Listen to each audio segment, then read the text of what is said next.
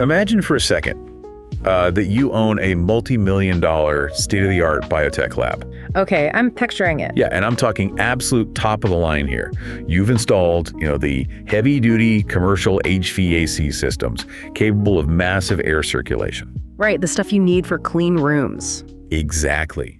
You've reinforced the concrete floors to handle thousands of pounds of equipment.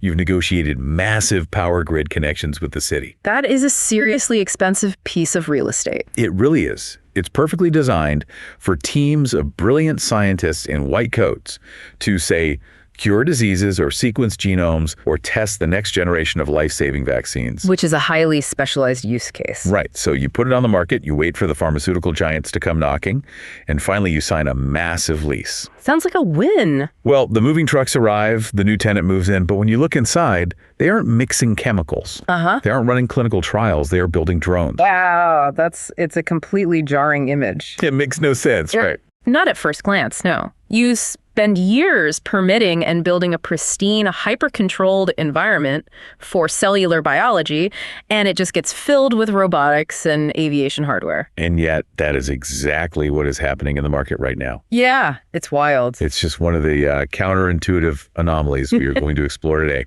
So, welcome to the wildly shifting, completely unpredictable landscape of commercial real estate. It's a fascinating space right now. It really is. You might think of real estate as just bricks, mortar, and maybe some landlord-tenant disputes, but it is actually the physical footprint of the global economy. Absolutely. How we use buildings, like what we construct, what we abandon, what we repurpose. It tells us exactly where the money is flowing before it ever hits the broader market indicators. The buildings around us are essentially a physical manifestation of macroeconomic trends. Yeah. If you want to know what's happening in healthcare delivery or the tech sector or global capital markets, you don't just look at stock tickers. Right, you look at the physical spaces. Exactly. You look at who is signing leases, who is breaking leases, and what kind of spaces are being demanded. Real estate is where the theoretical economy literally hits the pavement. Okay, let's unpack this because our source for this deep dive is a single, incredibly rich document that acts as a perfect keyhole into that exact intersection. It's a great source. We are looking at the Q4 2025 earnings call transcript from HealthPeak Properties. Ticker symbol DOC for anyone tracking this at home. Right, DOC. HealthPeak is a massive real estate investment trust, or a REIT, that specializes specifically in healthcare properties. Yeah, they are huge. Massive.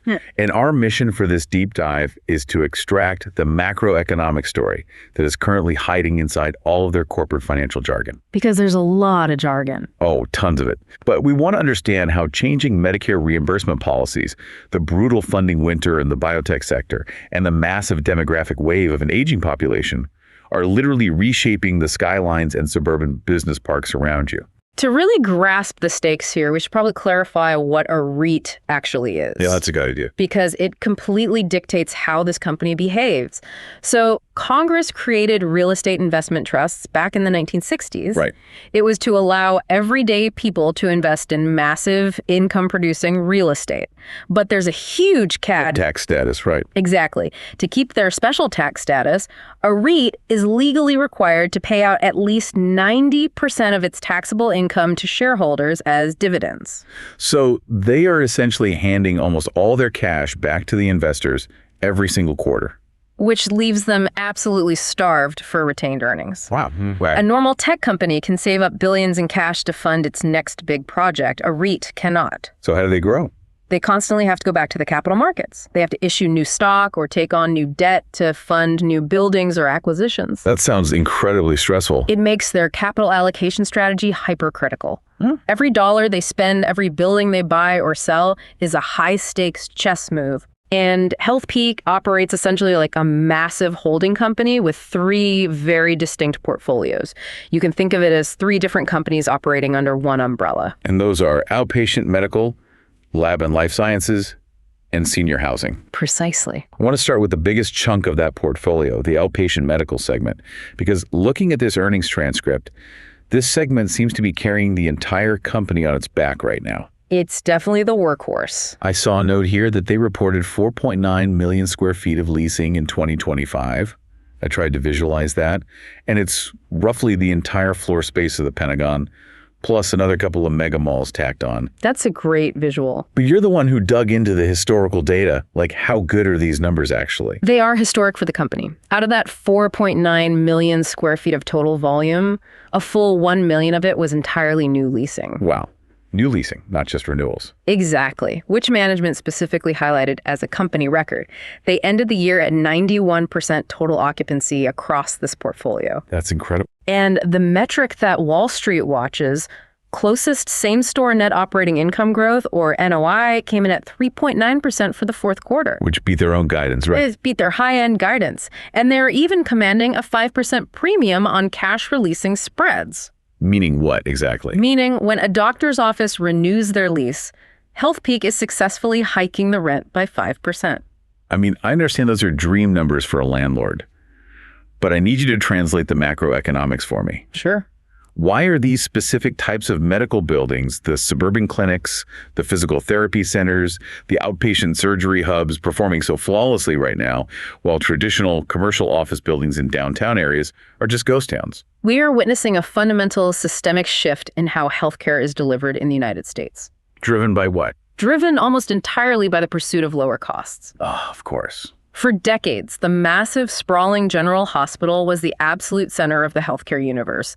But hospitals are incredibly expensive machines to operate. All right, they have massive overhead. Exactly. They require 24/7 staffing, emergency rooms, specialized intensive care infrastructure, and incredibly complex administrative layers. So the entire healthcare system, like the insurance providers, the government, the hospital networks themselves, they are all trying to push care out of that expensive, high overhead environment. They are actively incentivizing it. It is much cheaper and frankly more efficient to perform a routine knee surgery or a colonoscopy in a sleek, specialized medical office building in the suburbs than it is to do it in a downtown hospital. And I imagine the patients prefer it too. Oh, absolutely. The patient gets a better experience. They park right out front instead of navigating a massive concrete parking garage. Right.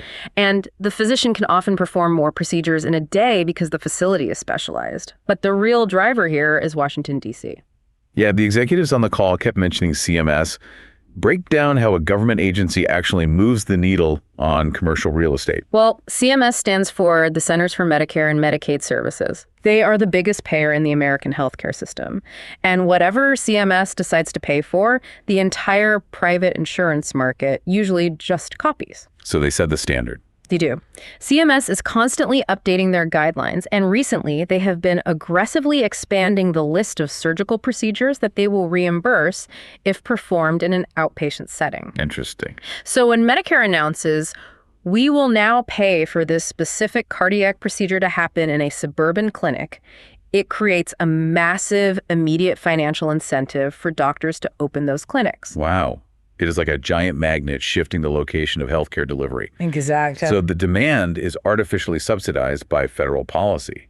But if the demand is so high, why aren't real estate developers just throwing up 1,000 new medical office buildings to capture that rent? That's the logical next question. Well, like why is HealthPeak enjoying 91% occupancy instead of facing a glut of new competition? Because the supply side of the equation is completely choked off by the current capital market. Interest rates. Exactly. Interest rates have risen significantly over the last few years, making construction loans incredibly expensive. Right. Furthermore, building a medical facility is not like building a standard WeWork office. I would imagine not. You need specialized plumbing, medical-grade gas lines, reinforced flooring for heavy imaging machines like MRIs, and complex HVAC systems. Right, you can't just throw up some drywall and call it a day. Exactly. The cost of materials and specialized labor has skyrocketed.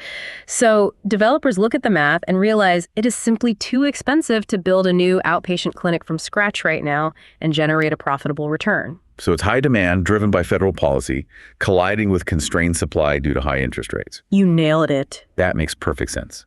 But there's another layer to this success story that HealthPeak's management took a major victory lap on during this call. The merger. Yes. About 2.5 years ago, they executed a massive merger with another player called Physicians Realty Trust. And they claim this merger allowed them to, quote, internalize property management and generate over $70 million in synergies. Which is a huge number. It is. But synergies is one of those corporate PR buzzwords that usually just means they fired a bunch of middle managers. What does it actually mean in the context of this real estate portfolio? Well, in this specific context, it represents a structural transformation of how they run their buildings. Okay, how so? Before the merger, HealthPeak might have owned a clinic, but they paid a third-party outside property management firm to actually run it. Got it. That third-party firm hires the janitors, contracts the HVAC repair technicians, fields the late-night calls about a leaky roof, and collects the rent. And they take a cut. Of course. That third-party firm takes a management fee, and they often mark up the cost of the services they provide. So if an air conditioning unit breaks, the third-party manager calls a contractor, the contractor charges $1,000, and the management company might bill HealthPeak $1,100 to cover their time and profit. Exactly. They bleed the landlord dry with tiny cuts. So what changed? By merging with Physicians Realty Trust, HealthPeak suddenly gained enough total square footage to justify building their own massive internal property management team. Oh, I see. They cut out the middleman entirely across millions of square feet. That $70 million isn't a one-time accounting trick from laying off HR staff. Right. It's a permanent structural reduction in their operating costs that drops straight to the bottom line year after year. Okay, so I am following the logic. They have this perfectly oiled machine. The buildings are full. The rents are going up. The government is subsidizing the demand. They have zero new competition being built, and they've structurally slashed their operating costs. It's a great position to be in. Which leads me to a massive glaring contradiction in this earnings call. I was reading the transcript and had to do a double take. Let me guess. The asset sales. Yes.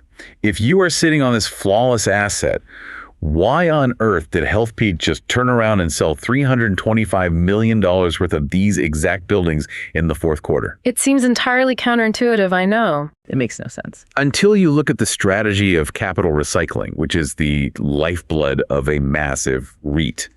They aren't selling these assets because they're underperforming. Then why? They are selling them precisely because they are so stabilized and the private market is desperate to buy them. But the note I have here says they sold them at a low 6% cap rate. Walk me through that math, because to a layman, selling your best stuff seems like a terrible idea. We need to dissect the concept of a capitalization rate, or a cap rate. Please do. Because it is the fundamental metric of commercial real estate valuation. A cap rate is essentially the annual return an investor expects to make on a property based purely on the income the building generates, assuming they bought it entirely with cash. Okay, so let's use round numbers. If I buy a building for $10 million... Right, if you buy a building for $10 million, and after paying the property taxes, the insurance, and the maintenance, the building generates $600,000 a year in pure net profit. That is a 6% cap rate. Exactly. The crucial thing to understand is that the cap rate and the value of the building move in opposite directions. Oh, okay. The lower the cap rate, the higher the price you are paying for that stream of income. So if a private equity firm is willing to buy these buildings at a low 6% cap rate, it means they are willing to overpay for the safety. You've got it. It's like buying a U.S. Treasury bond. You accept a lower yield because you know the U.S. government is good for the money. These private buyers know the doctors are going to pay the rent, so they accept a 6% return. And HealthPeak looks at those specific buildings and says, these assets are fully stabilized. Right. They are 100% occupied. The rents are set. There is no hidden potential to suddenly double the income of that specific clinic. The easy money has been made. Exactly. The massive growth phase for that asset is over. It has plateaued at a very high level. By selling at a 6% cap rate, HealthPeak is cashing out at peak market pricing. Wow. They are taking massive chips off the table from private buyers who are hungry for safety. And as we established earlier, because of that 90% dividend rule, HealthPeak is always starved for cash. Always. So they are using their safest, most boring, bulletproof segment as a literal ATM to generate hundreds of millions in cash. Right. Which they are going to use to fund incredibly aggressive bets elsewhere. And we will definitely get to those aggressive bets. But first, we have to look at the second major portfolio in their system. Yes. Because it's experiencing an absolute earthquake of growth right now. I'm talking about senior housing. The demographic realities here are just impossible to ignore. I know economists love to use the phrase silver tsunami. It's very catchy. It is, but Honestly, it feels more like a demographic glacier just slowly, unstoppably crushing everything in its path. That's a good way to put it. The baby boomer generation is aging into their late 70s and 80s, creating an unprecedented wave of demand for senior living facilities, assisted living, and memory care. The numbers from HealthPeak's Q4 call reflect that wave hitting the shore with immense force. What were the numbers? The growth is bordering on explosive. They reported a staggering 17% same-store growth in the fourth quarter alone. 17%. Yeah. For the full year of 2025, it was 12.6%. Think about that in the context of real estate. Right. A landlord is usually thrilled with 3 or 4% growth. Exactly. 17% growth in a single quarter is virtually unheard of unless you are in a massive recovery phase or riding a historic demand cycle. Their CFO specifically called out their life plan communities as delivering tremendous results. What exactly is a life plan community, and why is it driving record entrance fee sales? A life plan community, sometimes called a continuing care retirement community, is a massive campus designed to handle every stage of the aging process. Okay. A senior might move in while they are still completely active and independent, living in a standalone villa or a luxury apartment on the campus. Like a normal retirement community. Right. But as their health needs change over the years, they don't have to move to a new facility in a new city. Oh, I see. They transition seamlessly on the same campus to assisted living and eventually, if necessary, to skilled nursing or memory care. So they are selling peace of mind. Exactly. The modern senior consumer doesn't want a sterile, hospital-like nursing home. They want resort-style living. They want the multiple dining options, the fitness centers, the social programming, but with the insurance policy of a medical staff on call. And delivering that highly amenitized experience allows the operators to command premium pricing. Makes sense. Management broke their success down into 3 pillars. The first is that exact product quality we just discussed. Okay. The second is their hyper-collaborative asset management. HealthPeak doesn't just collect rent checks. Their internal teams are constantly analyzing the data alongside the actual operators of the facilities, the companies that hire the nurses and the chefs, Why do they do that? to optimize staffing and pricing daily. And the third pillar is that massive demographic supply and demand fundamental. The aging boomers. Right. The aging population is swelling, and just like we saw with the outpatient clinics, new construction of senior housing is severely constrained by high interest rates. Okay, so let me get this straight. You have a business segment growing at 17%. Yep. It's riding a massive, unstoppable demographic wave. It is the absolute star player on the team right now. Without a doubt. Which is why this next major announcement from the earnings call completely baffled me. The spinoff. Yes. On January 7th, HealthPeak announced that they're taking this entire booming senior housing portfolio, carving it out of the company, and spinning it off into a completely brand new, publicly traded REIT called Janus Living. It is a massive, complex structural change. Why are they doing it? Well, they're filing a confidential S-11 with the SEC with the goal of launching an initial public offering, an IPO, for this new company in the first half of 2026. I have to push back on this. If I own Apple and the iPhone is generating 17% growth while my Mac division is struggling, I don't spin off the iPhone into a separate company just because it's doing well. It's a fair point. It's like having a band where the lead singer is suddenly having huge solo hits and the band just says, you know what? You should go do your own thing. We'll just manage you from the background. Why on earth would HealthPeak carve out its fastest growing, most successful segment? It all comes down to the psychology of Wall Street and the concept of a conglomerate discount. A conglomerate discount. Yeah. Management was very candid about this reality. They stated that despite operating at a very high level, the senior housing portfolio was being largely ignored inside HealthPeak given its relative scale. Because HealthPeak is primarily known as a massive life science and medical office landlord, the senior housing was just a side hustle to the analysts. Yes, and public market investors absolutely hate complexity. Right. They love pure play companies. A pure play senior housing REIT, one that only focuses on senior care and nothing else is easy for a portfolio manager to understand. So they don't have to worry about the biotech labs. Exactly. If an investor wants exposure to the aging baby boomer demographic, they want to buy a stock that only does that. Because of that clarity, a pure play company commands a higher valuation multiple. So if senior housing is buried deep inside HealthPeak's massive diversified portfolio, Wall Street might value those earnings at, say, 12 times earnings. Right. But if it is a standalone company with a clear story riding that demographic wave, the market might suddenly value those exact same earnings at 16 or 18 times. It is entirely an exercise in financial engineering to unlock trapped value. By splitting the company, the theoretical combined value of the two new entities is higher than the single combined entity because of that Wall Street premium. You mentioned they're filing a confidential S-11.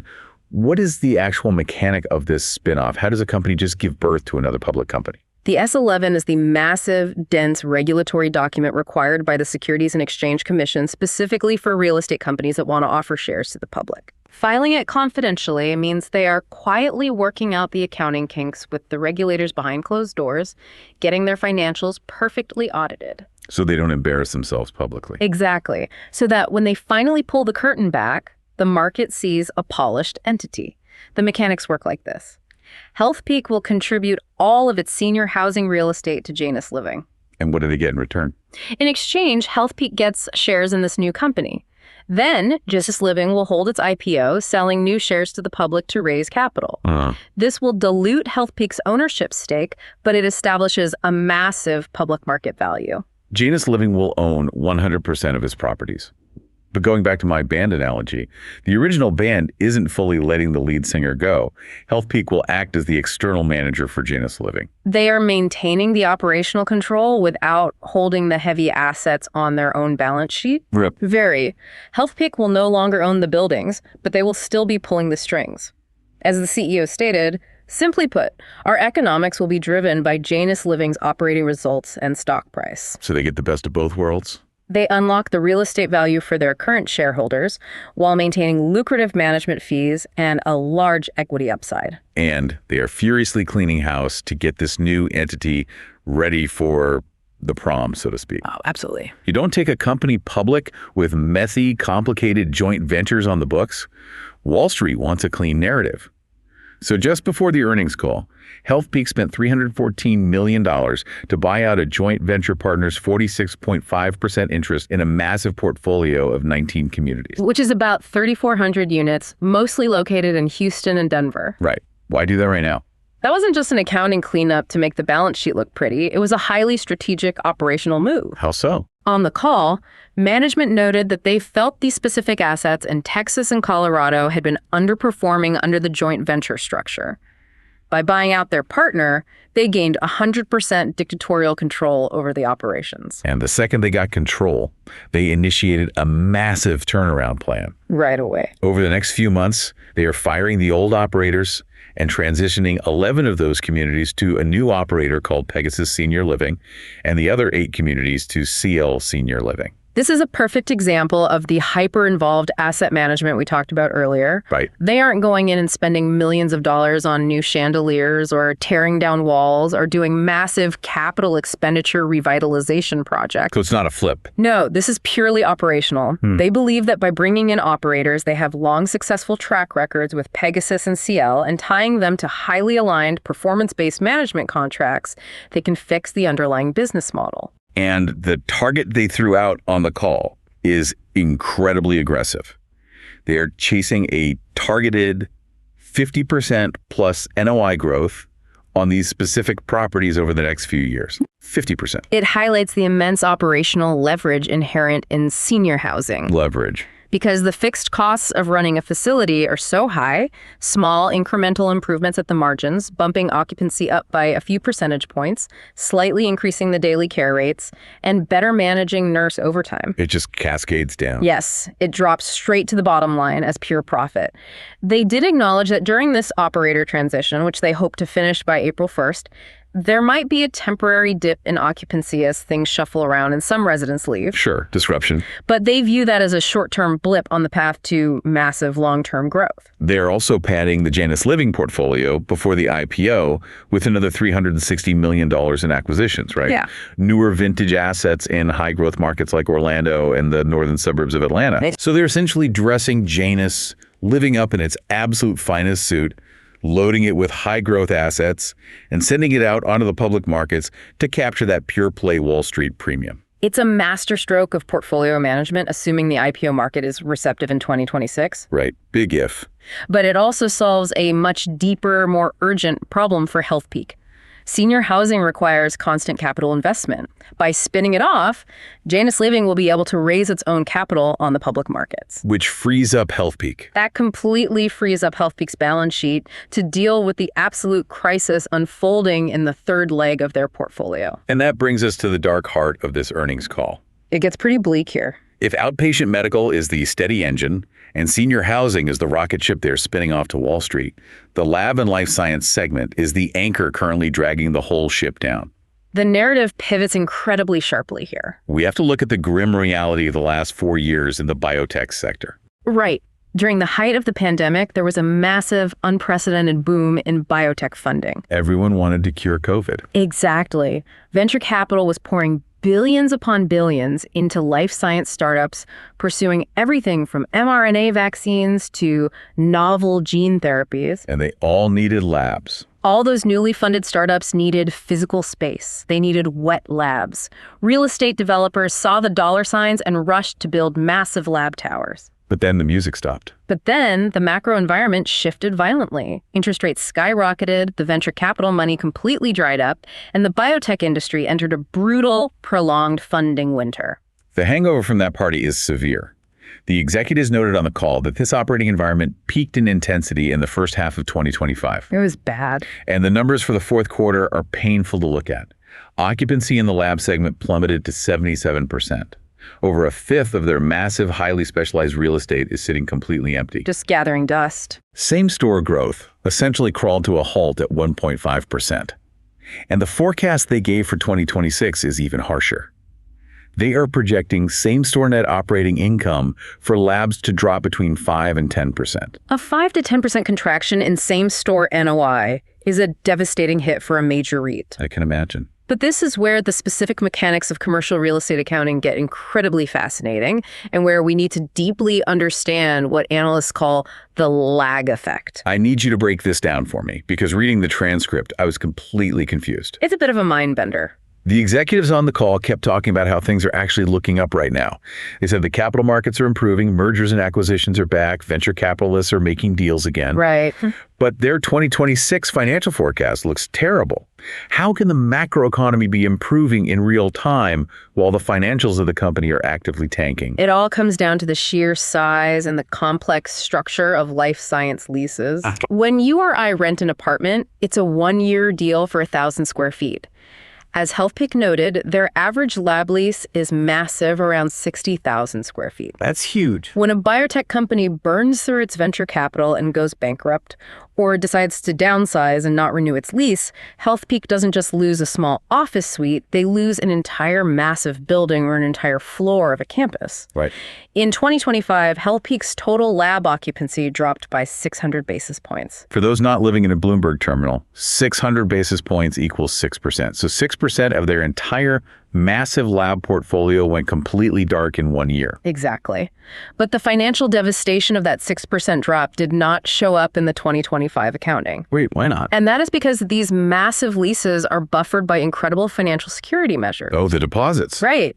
When a young pre-revenue biotech startup signs a 10-year lease for a 60,000 square foot lab, the landlord knows that startup is a massive credit risk. They might cure cancer or they might be bankrupt in 18 months. So the landlord demands massive security deposits, massive letters of credit from major banks, and heavy early termination fees. Okay, let's walk through a hypothetical timeline of a doomed startup so I can see how this works. Yeah.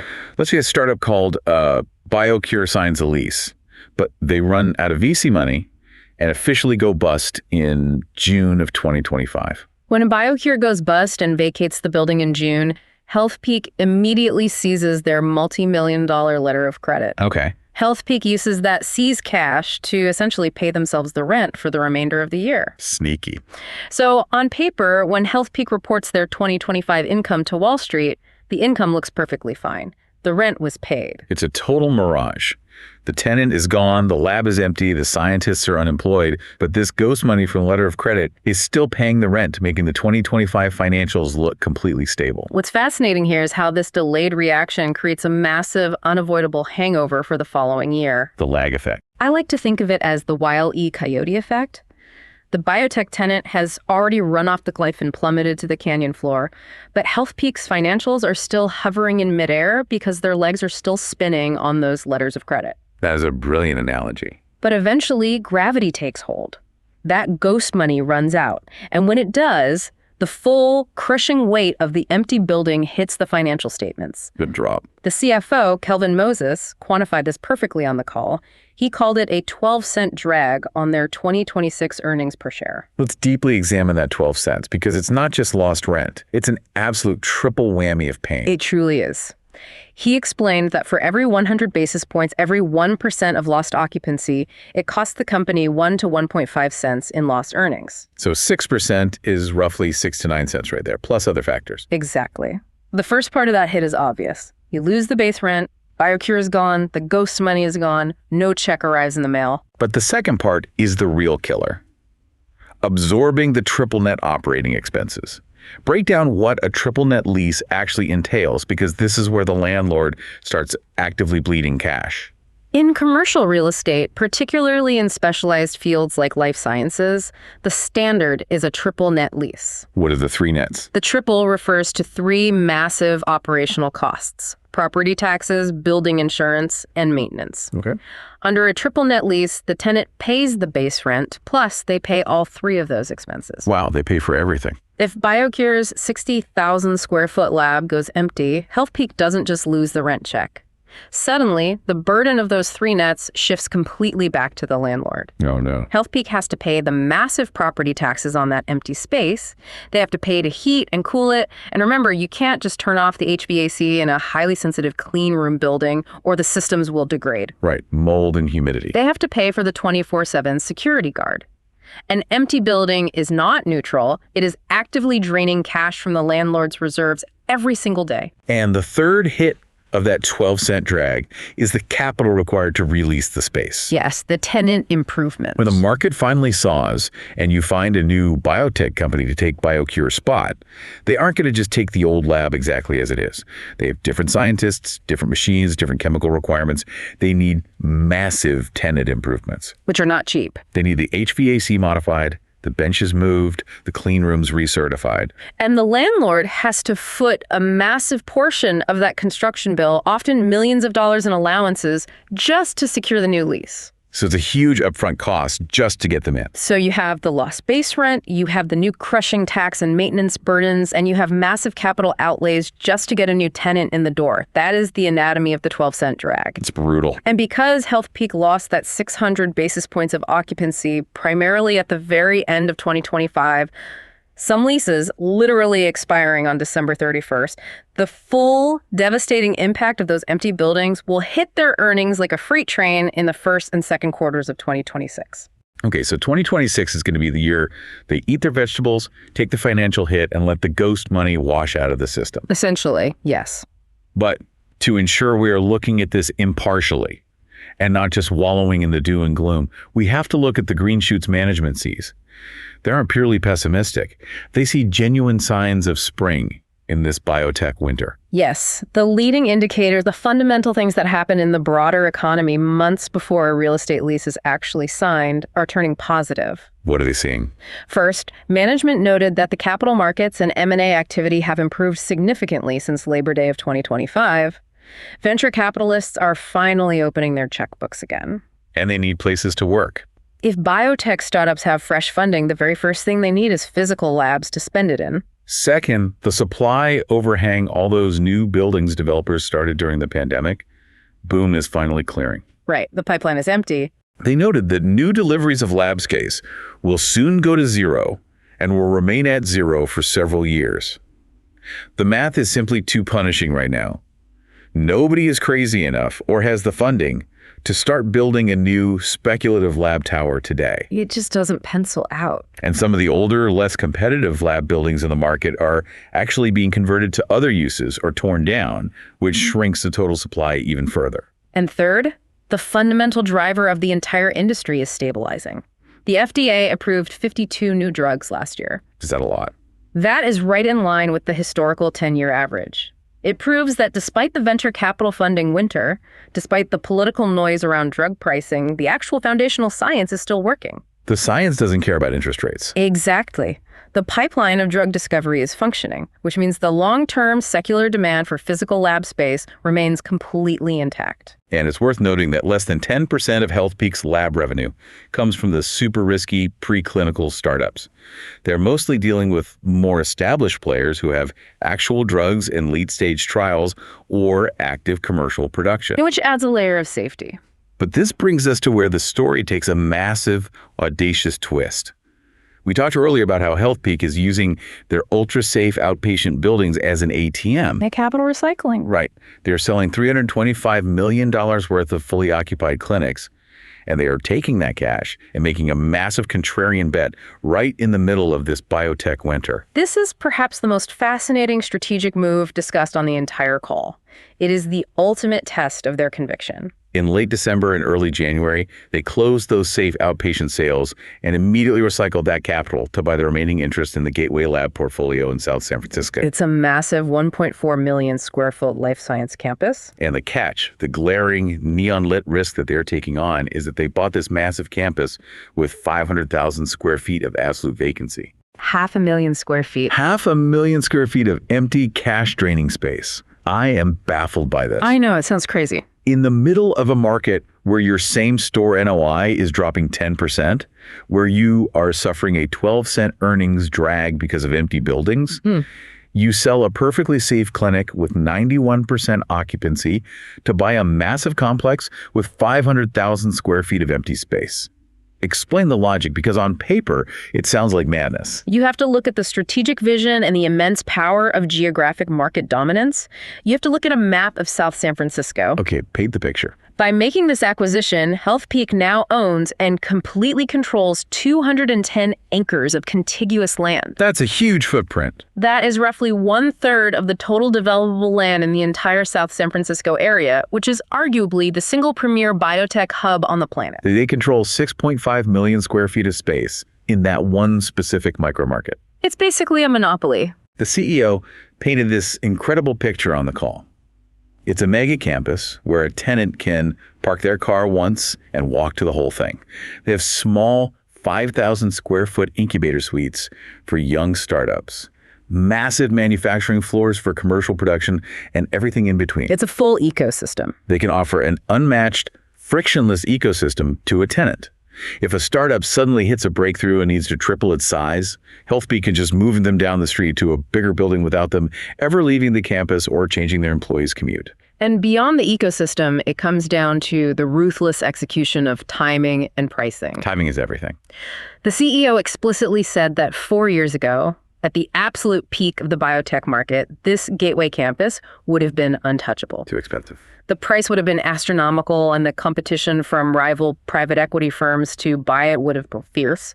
But today, in the depths of the winter, they bought it with zero competition at the table. They aggressively bought the dip. They bought the dip, and they structured the deal brilliantly to protect their downside. Oh, so? They bought it at a price where, even with 500,000 square feet of vacancy, the property generates a break-even year-one yield. Oh, wow. The rent from the existing tenants covers all the operating costs, the massive property taxes, and the debt service. So they aren't actively bleeding cash while they wait for the market to recover. And when the market does recover? Over the next 2 to 3 years, the upside of leasing out that 500,000 square feet at market rates is immense. It's a massive asymmetric bet. The downside is protected because the existing tenants keep the lights on, but the upside could generate astronomical returns when the biotech funding spigot turns fully back on. Exactly. But I want to pivot because here's the most memorable detail from the entire earnings call. The absolute aha moment that completely blew my mind. Oh, the Q&A session. Yes. Yeah. During the Q&A session, an analyst asked about the types of tenants they were seeing in their pipeline right now. Like, who is actually brave enough to sign massive leases in this grim market? And the response from the head of lab leasing was incredibly revealing. It brings us right back to the scenario we opened the show with. It sure does. He noted they signed some traditional wet lab leases and some standard GMP manufacturing space. But then he casually drops this detail. Among the new leases signed is a drone manufacturer. A drone company. A drone manufacturer with a $6 billion market cap just signed a massive lease to move into a specialized biotech lab facility. Why is an aviation robotics company leasing a life science building? What does this mean for the broader commercial real estate market? I was absolutely floored by this. Why would a drone company rent a lab instead of just grabbing a massive, cheap warehouse or a standard WeWork-style office? It reveals a massive structural convergence happening right now, Convergence of what? particularly in the Bay Area between AI, high-tech hardware, and life sciences. To understand this, you have to look deeply at the physical architecture and infrastructure of the buildings themselves. Okay, lay it out. A modern tech company developing artificial intelligence, advanced robotics, autonomous vehicles, or drones requires immense physical resources. Like electricity. They need massive amounts of electrical power. We are talking megawatts of power to run sprawling server farms and heavy diagnostic machinery. And servers get hot. Extremely hot. They need incredible industrial-scale cooling capacity to keep those servers from literally melting. They need reinforced floors that have massive floor load capacity, capable of handling thousands of pounds of hardware per square foot. And traditional office space.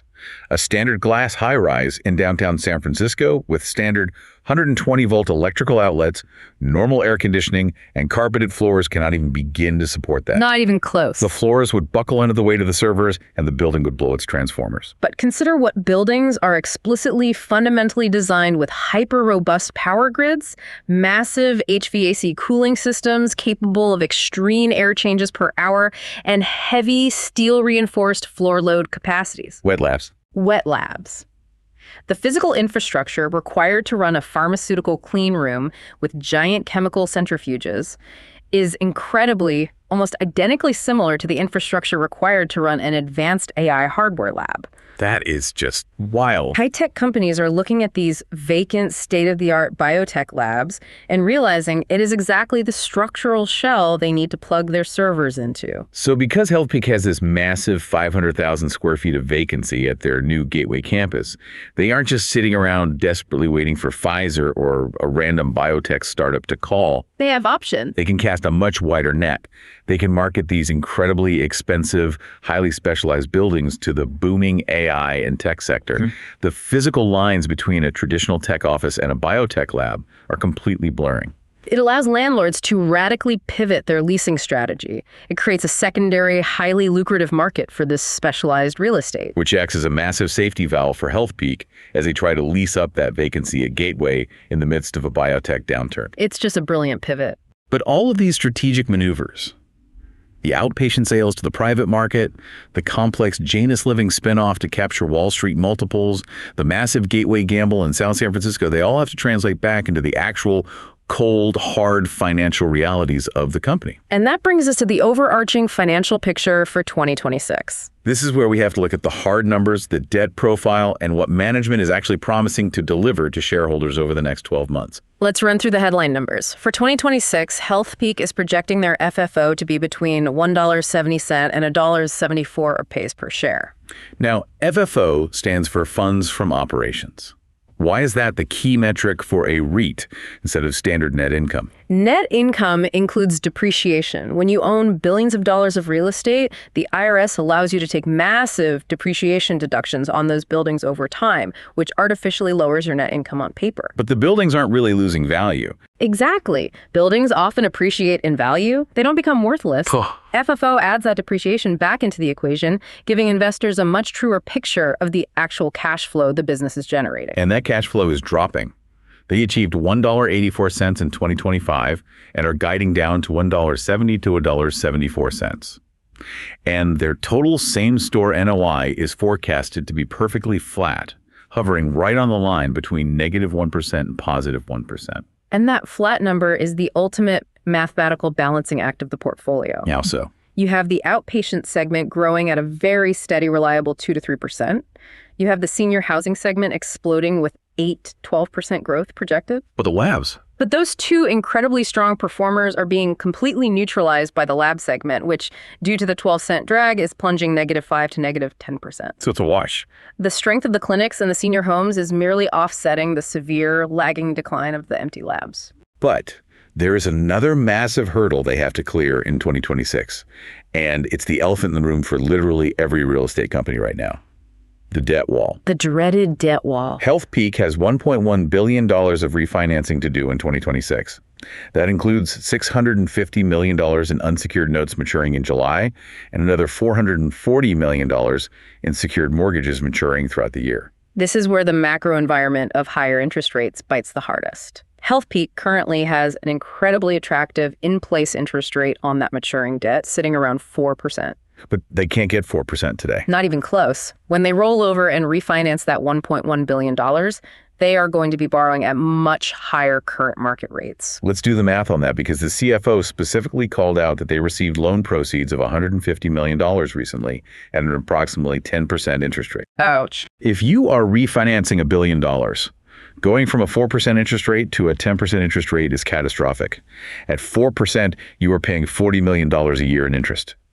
At 10%, you are paying $100 million a year. That's a huge difference. That is $60 million in pure cash flow, just evaporating into the ether to pay the banks. It is a massive natural headwind for earnings. It just eats up the cash flow. But we also have to praise their highly disciplined capital allocation here. Because they aren't issuing stock. Right. The analyst community often pushes REITs to just issue more stock to raise cash, to pay off debt, or buy new buildings. But HealthPeak's stock price is currently depressed. Issuing stock when it's cheap is a terrible idea. Issuing new equity at a low stock price is terribly dilutive and permanently destructive to current shareholders. So if they aren't issuing stock, how are they paying for the $314 million buyout of the senior housing joint venture? How did they pay for the massive Gateway Lab acquisition without blowing up their balance sheet? Through that opportunistic capital recycling plan we discussed earlier. They aren't issuing equity. They are executing a plan to generate $1 billion or more through asset sales. Cashing out those outpatient buildings at 6% cap rates. Exactly, and strategic recapitalizations. They are funding their massive growth initiatives and managing their upcoming debt maturities by selling off the assets the private market is overvaluing. And using the cash to buy the assets the market is undervaluing. It is a closed-loop system of capital allocation that protects the balance sheet from the worst ravages of the high interest rate environment. So what does this all mean? When you look at the FFO dropping, the lab occupancy hitting bottom, the ghost money running out, and the massive debt refinancing wall, is 2026 the absolute bottom for this company? Is this the agonizing trough before the recovery? That was the exact question posed by an analyst at the very end of the call, and management's response was a highly confident yes. They think this is the floor. They view 2026 as the painful but necessary foundational floor for future growth. Think about the mechanics they have set in motion.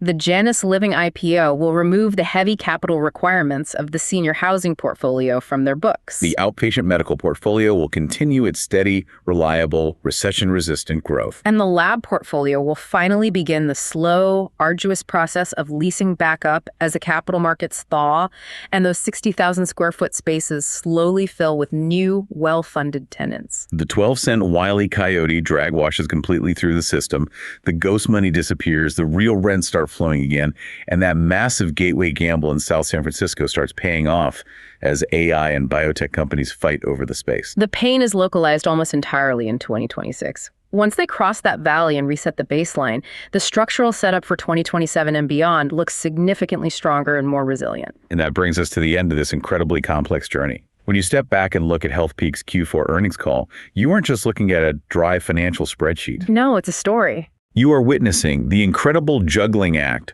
of a modern real estate investment trust trying to survive and thrive in a volatile, unforgiving economy. It's a masterclass in dynamic, aggressive portfolio management.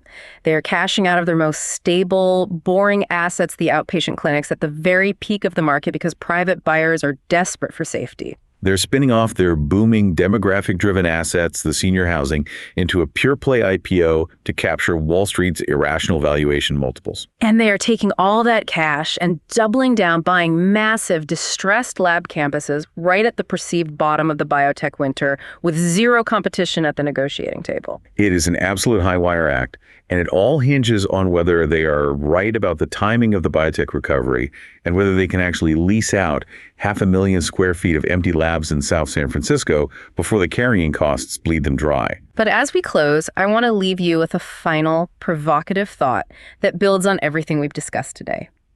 A thread that wasn't explicitly debated on the call, but is hiding in plain sight in that drone manufacturer detail we unpacked. The tech convergence. We know that AI Advanced robotics and hardware companies require massive power, heavy-duty cooling, and specialized infrastructure.